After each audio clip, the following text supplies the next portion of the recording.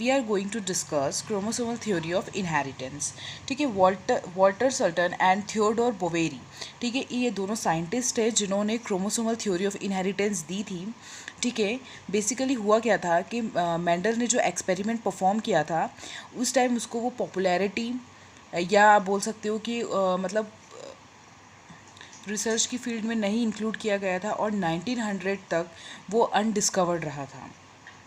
क्यों? क्योंकि उस समय टेक्नोलॉजिकल चीज़ों की कमी थी। ठीक है, मैथमेटिकल कोई डेरिवेशन है उसको वो सॉल्व नहीं कर पा रहे थे, या जो फिनोटाइपिक रेशो है या जीनोटाइपिक रेशो है उसको आइडेंटिफाई है वो नहीं हो पा रहा था। क्यों? क्योंकि उस टाइम पे मैथमेटिकल वो सारे इक्विपमेंट्स नहीं थे। ठीक है, कोई फार्मूला डिराइव नहीं कर पा रहे थे, साइंटिस्ट जो थे वो ठीक से स्टडी नहीं कर पा रहे थे। ठीक है, तो इन सारी वजहों से 1900 तक ये डिस्कवर्ड नहीं हो पाया था। चलो अब देखते हैं क्रोमोसोमल थ्योरी है क्या और इन दोनों साइंटिस्ट ने क्या बताया था इसके अंदर। अभी जैसे कि मैंने आपको बताया कि जो 1900 तक जो मेंडेलियन एक्सपेरिमेंट्स या वर्क था जो भी था वो अनडिस्कवर्ड था। तो कौन से वो साइंटिस्ट थे जिन्होंने फिर से मेंडल के वर्क को स्टडी किया था? तो पहला साइंटिस्ट है डेवरीज, ठीक है, फिर कोरेंस, फिर है वॉन टेशमार्क। ठीक है, तो ये वो साइंटिस्ट थे जिन्होंने मेंडल के वर्क को वापस स्टडी किया था और बेसिकली इन तीनों ने 1900 में ही दोबारा से मेंडल के वर्क को स्टडी करा था। उस समय तक काफ़ी टेक्नोलॉजिकल जो चीज़ें थी वो डेवलप हो चुकी थी, माइक्रोस्कोप्स की डेवलपमेंट हो चुकी थी, मैथमेटिकल इंस्ट्रूमेंट्स की भी हो चुकी थी। तो उस समय ये लोग काम कर रहे थे क्रोमोसोम्स के ऊपर। ठीक है,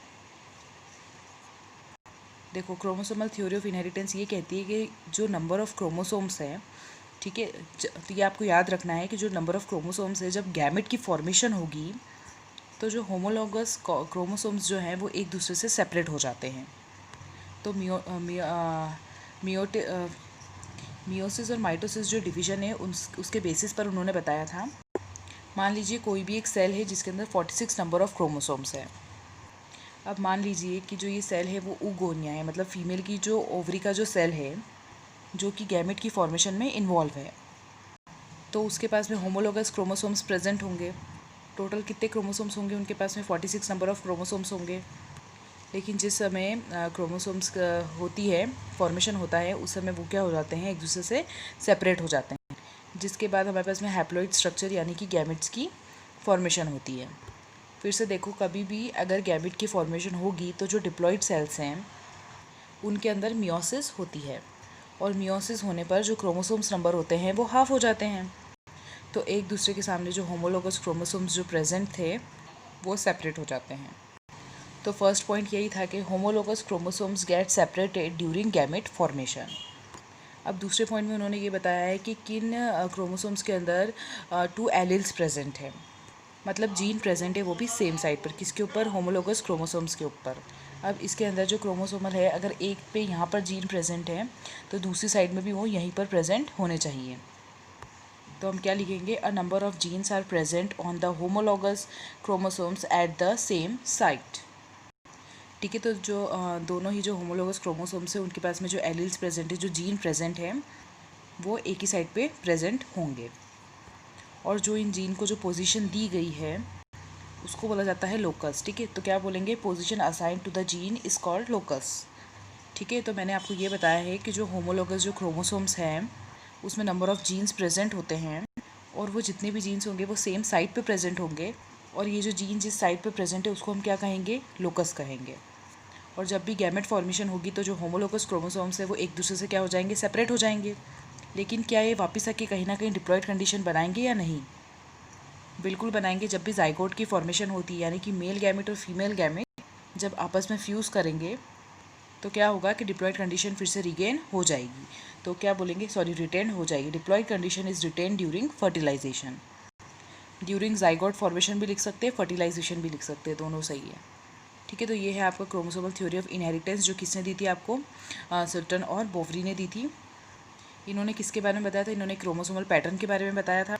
और क्योंकि इन्होंने जो मेंडल के वर्क को एसोसिएट कर दिया था क्रोमोसोम्स की डिस्कवरी के साथ, इसलिए इसका नाम क्रोमोसोमल थ्योरी ऑफ इनहेरिटेंस रखा है या रख दिया था। ठीक है। और ये याद रखना कि 1900 से वापस मेंडल का जो वर्क है उनको इन्होंने वापस स्टडी उस पर स्टार्ट करी थी। और 1900 से पहले उसको क्यों नहीं उसको स्टडी करा या उनको रिसर्च में इंक्लूड नहीं किया, क्योंकि उस टाइम मैथमेटिकल इंस्ट्रूमेंट्स नहीं थे। ठीक है, साइंटिस्ट लोग स्टडी नहीं कर पा रहे थे। ठीक है, तो ये सारे रीजंस थे, ये आपको याद रखना है। चलिए एक और साइंटिस्ट के बारे में बात करेंगे हम, T H Morgan, Thomas Hunt Morgan.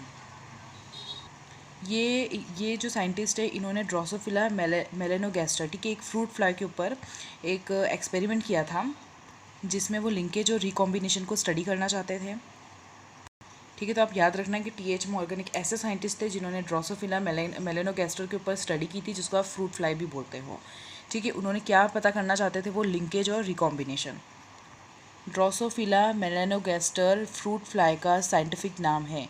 ठीक है, ज़रूरी नहीं है फ्रूट फ्लाई से क्वेश्चन आए, इससे भी क्वेश्चन आ सकता है, तो आपको पता होना चाहिए कि कौन सा साइंटिस्ट ने करा था। अब क्वेश्चन ये उठता है कि टी एच मॉर्गन ने फ्रूट फ्लाई को ही क्यों डिसाइड किया एक्सपेरिमेंट के लिए, या उसी पे क्यों किया उन्होंने। इसको सिलेक्ट करने के भी उनके कई रीजंस थे।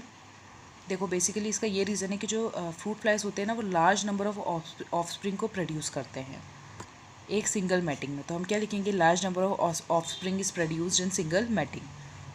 फिर इनके अंदर वेरिएशंस भी बहुत ज़्यादा होते हैं, तो लार्ज नंबर ऑफ वेरिएशंस होते हैं इनके अंदर। और जो इनकी लाइफ साइकिल होती है वो शॉर्ट होती है। ठीक है, तो इनका जो लाइफ साइकिल है वो क्या है, शॉर्ट है, इसलिए हम क्या लिखेंगे, शॉर्ट लाइफ साइकिल। और क्लियर डिफ्रेंसीशन हो जाती है मेल और फीमेल के बीच में, तो हम क्या लिखेंगे। ठीक है, मैंने यहाँ पर पॉइंट्स जो है वो लिख दिए हैं जिससे आपको समझने में ईजी रहे कि क्या क्या फ़ीचर्स होते हैं और क्या क्या देखा था उन्होंने कि क्यों सिलेक्ट किया था। ठीक है, और एक पॉइंट बहुत इंपॉर्टेंट है, easy to grow handle in laboratory. इनको लेबोरेटरी के अंदर ग्रो कराना बहुत आसान है। ठीक है, तो ये सारे रीजंस है, इनकी वजह से ड्रोसोफिला मेलेनोगैस्टर को ही सिलेक्ट किया गया था एक्सपेरिमेंट के लिए। ठीक है, क्या स्टडी करने के लिए, लिंकेज एंड रिकॉम्बिनेशन। और किसने इनको सिलेक्ट किया था, टी एच मॉर्गन ने। नाउ अब लिंकेज क्या होता है आपकी एनसीईआरटी के अकॉर्डिंग। ठीक है, एनसीईआरटी देखो इसलिए मैं बोलती हूँ बार बार, क्योंकि आपका जो मेन है एनसीईआरटी ही है, आपको उसी का बेसिक कवर करना है, उसी के टॉपिक्स कवर करना है, क्योंकि 12th स्टैंडर्ड में आपको वो स्कोर करने के लिए भी हेल्प करेगी। चलिए, it is a physical association of the genes present on the same chromosomes. अब किस किस के बीच में फिजिकल एसोसिएशन प्रेजेंट है, जो एलिल्स प्रेजेंट है, जो जीन्स प्रेजेंट है क्रोमोसोम्स के ऊपर, जो एक क्रोमोसोम के ऊपर जो जीन प्रेजेंट है उनके बीच में जो फिजिकल एसोसिएशन है उसको हम लिंकेज कहते हैं। एक और तरीका है लिंकेज को डिफाइन करने का कि देखो, अगर कभी भी कोई दो जीन्स एक साथ नेक्स्ट जनरेशन में इनहेरिटेड किए जाते हैं, तो इस तरीके की जो एसोसिएशन होती है जीन्स की, तो उसको हम लिंकेज कहते हैं। अब वो कैसे, देखो मान लो ये एक क्रोमोसोम्स है हमारे पास में और इसके ऊपर ये जीन प्रेजेंट है, तो इन दोनों जीन्स के बीच में काफ़ी ज़्यादा जुड़ाव है, मतलब एक लिंकेज है। तो अगर ये किसी फॉरेन डीएनए के साथ ऐसे जाके कंबाइन भी करेगा, तो डीएनए किस तरीके से बनेगा, इस तरीके से बनेगा। ठीक है, ये वाले तरीके से। तो इसमें क्या होगा, दोनों की दोनों जीन्स एक साथ नेक्स्ट जनरेशन में जाएंगे। ठीक है, मैं फिर से समझाती हूँ कि हमने एक क्रोमोसोम लिया, उसके ऊपर ये जो जीन प्रेजेंट है ये काफ़ी क्लोज है एक दूसरे से। ठीक है, तो इनके बीच में लिंकेज है। अब कोई फॉरेन डीएनए के साथ में अगर ये अटैच भी हो रहे हैं, ठीक है, तो इस तरीके का जीन बनेगा। अब ये जो दोनों ही क्रोमोसोम बनेगा, तो ये जो दोनों ही जीन है वो एक साथ कहाँ जाएंगे, नेक्स्ट जनरेशन में जाएंगे। लेकिन कोई क्रोमोसोम्स अगर इस तरीके से होता, ठीक है, यहाँ पर भी एक जीन है, यहाँ पर भी एक जीन है, मतलब दोनों में लिंकेज ही नहीं है, दोनों एक दूसरे से काफ़ी ज़्यादा दूर है। तो जब ये कंबाइन करेगा किसी फॉरेन जीन के साथ में, जो आपका नया क्रोमोसोम बनेगा वो कुछ इस तरीके का बनेगा। क्योंकि ये जो दो जीन हैं वो काफ़ी ज़्यादा नज़दीक है, क्लोज़ हैं, तो मतलब उनमें लिंकेज क्या है, ज़्यादा है।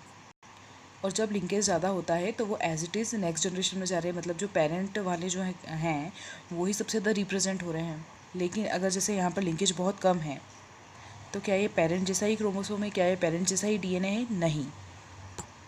तो इसमें क्या होगा, नॉन पेरेंटल कॉम्बिनेशन की फॉर्मेशन होगी, जिसको बोला जाता है रिकॉम्बिनेशन। तो इस बेसिस पे हम ये कह सकते हैं कि अगर कोई जीन है उसके अंदर लिंकेज ज़्यादा है तो उसमें रिकॉम्बिनेशन कम होगी। लेकिन अगर ऐसा कोई जीन है जिसके अंदर लिंकेज कम है, मतलब हाँ कम है, नहीं सॉरी, अगर कम है तो रिकॉम्बिनेशन नहीं होगी, लेकिन अगर ज़्यादा है तो रिकॉम्बिनेशन होगा। तो हम क्या बोल सकते हैं, linkage is inversely proportional to recombination. जितना ज़्यादा डिस्टेंस होगा उतना ज़्यादा रिकॉम्बिनेशन के चांसेस हैं। तो बेसिकली जो टी.एच. मॉर्गन है उन्होंने एक्सपेरिमेंट में किसका यूज़ किया था, ड्रोसोफिला मेलानोगास्टर का यूज़ किया था। डाई हाइब्रिड क्रॉस बनाया था जिसमें उन्होंने ड्रोसोफिला की बॉडी कलर, उसका आई कलर एक दूसरे के साथ क्रॉस करवाया था। तो उसमें उन्होंने देखा कि जो रिज़ल्ट आया था F2 जनरेशन में, तो वो क्या था, वो मेंडेलियन को फॉलो नहीं कर रहा था। मतलब F2 जनरेशन के अंदर 9:3:1 आना चाहिए था।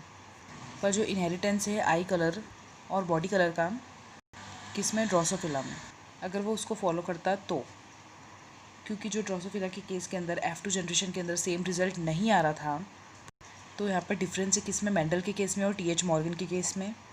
ठीक है, तो ये क्वेश्चन पूछा जा सकता है कि जो मेंडल के जो क्रॉस थे और टी.एच. मॉर्गन के जो क्रॉस थे वो कैसे एक दूसरे से डिफर है, डिफरेंस क्योंकि क्रॉस दोनों ने ही किया था। ठीक है, मॉर्गन ने किस पे किया था, ड्रोसोफिला मेलानोगास्टर, फ्रूट फ्लाई पर।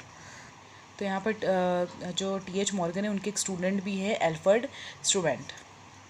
इन्होंने क्या किया था, इन्होंने जीन मैपिंग की थी, इन्होंने डिस्टेंस मेजर किया था एक क्रोमोसोम के ऊपर जो जीन प्रेजेंट है उनके बीच में।